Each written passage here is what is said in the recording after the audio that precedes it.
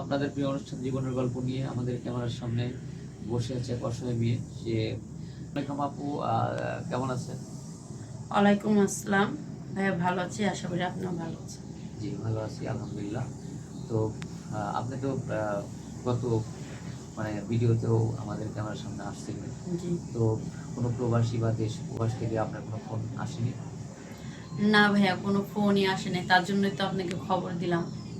আহ, মানে হয়তো আমার ভাগ্যে নাই ভাইয়া, ভালো কোনো মানুষ নাই। ভালো মনের মানুষ খুঁজতেছি কিন্তু হয়তো পাবো না আমি। আমার কপালটা খারাপ, তো এই জন্য আমার পরিস্থিতি এরকম।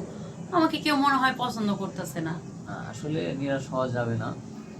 তো আমাদের হ্যাঁ, অনামিকা, আমি মজা থাকি। বুঝি। এখন হচ্ছে আমার একটাই রিকোয়েস্ট, যে যেখান থেকে আমার ভিডিওটা দেখবেন অবশ্যই শেয়ার করবেন, আর আমাকে যদি ভালো লেগে থাকে অবশ্যই কমেন্ট বক্সে কমেন্ট করবেন, আর ভাইয়াদের মাধ্যমে আমাকে অবশ্যই পাবেন। আমি একটা ভালো মনের মানুষ চাই, আর কিচ্ছু না। টাকা পয়সা ধন সম্পদ এগুলো আমি কিছু জানি না। বয়সটা কোনো ম্যাটার না, আমি বয়সটা দেখবো না, কিন্তু একটা আমার গাছের ছায়া দরকার, একটা বট গাছ দরকার। এই জন্য আমি বারবার এই প্রতিবেদনটা করতেছি, বারবার সবাইকে রিকোয়েস্ট করতেছি।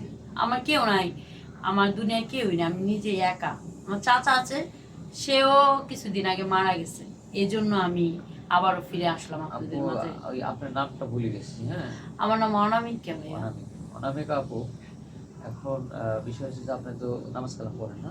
জি তো কেমন ছেলে আপনার জন্য হচ্ছে পারফেক্ট? ওটা ও বলছেন যে বয়স কোনো বিষয় না, না এটা তো জি বলছেন, জি জি, হ্যাঁ? বয়স বিষয় কোনো না। দাঁড়িয়ে থাকলে কোনো সমস্যা নেই, আপনি সমস্যা ওটা নেই, আরো বেশি পছন্দ সে করেন। আমাকে যেভাবে রাখবে আমি এইভাবেই থাকবো, আমার কোনো সমস্যা নেই। আচ্ছা, এর আগে একটা ভিডিওতে বলছিলেন যে হচ্ছে বউ থাকা চলবে না, এখন বউ চলে গেলে কোনো সমস্যা নেই, না, বউ চলে গেলে কোনো সমস্যা নেই। যদি তার বাচ্চা কাচ্চা থাকে? বাচ্চা কাচ্চা থাকে, ওটা আমি নিজের সন্তান মনে করে আমি নিয়ে দেখবেন তো, নেব। না? জি অনেকেই তো এগুলি করে না, তো আপনি করবেন না?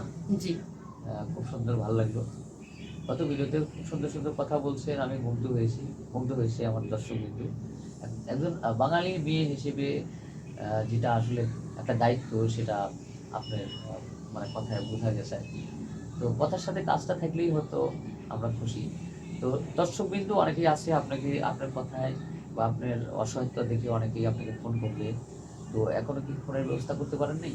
ভাইয়া, আমার ভাগ্যটাই তো খারাপ, বললাম না, আমাকে তো কেউ পছন্দই করে না। আপনাদের কাছে তো বলে, অনেকেই রিকোয়েস্ট করে, কিন্তু আমি তো কাউকে পাচ্ছি না আসলে মনের মতো। দুই একদিন কথা বলে, বলার পরে তার খোঁজ খবর নেই। আপনি ফোন দিয়েই তো কথা বলি নাকি? অন্য কারো ফোন দিয়ে তার কথা বলি? কেউ তার ফোন কিনা দেয় নাই যে ওই ফোন দিয়ে আমি কথা বলবো, বলেন? আসলে এভাবে নিজেকে ছোট করা যাবে না। সৃষ্টিকর্তা কেউ না কেউ আপনার জন্য রাখছে। এটা মানুষ, আমরা একজন আরেকজনকে যাই বলি, আমাদের মধ্যে আত্মঅহংকার আছে। যেহেতু আমরা মানুষ, রক্তে মাংসে মানুষ, কিন্তু সৃষ্টিকর্তা সবার জন্যই, কিন্তু সবারই।